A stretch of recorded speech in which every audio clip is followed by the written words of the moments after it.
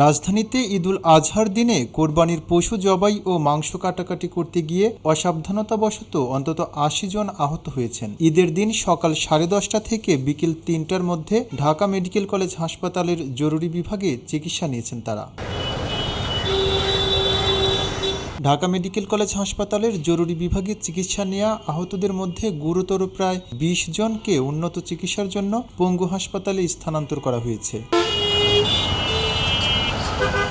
আহতরা পুরান ঢাকার নারিন্দা, ওয়ারী, লালবাগ, কোতোয়ালি, সূত্রাপুর, চকবাজার, হাজারীবাগ, বংশালসহ সবুজবাগ, উত্তরা, বাড্ডা, ধানমন্ডি, কলাবাগান, মিরপুর ও পল্লবী এলাকার বাসিন্দা বলে জানা গেছে। ঢাকা মেডিকেল কলেজ হাসপাতালের জরুরি বিভাগের চিকিৎসক ডক্টর কলিন্স মল্লিক জানান, আহতদের কেউ এখন পর্যন্ত হাসপাতালে ভর্তি হননি। অনেকেই প্রাথমিক চিকিৎসা নিয়ে বাড়ি ফিরে গেছেন। গুরুতর আহত কয়েকজনকে পঙ্গু হাসপাতালে পাঠানো হয়েছে।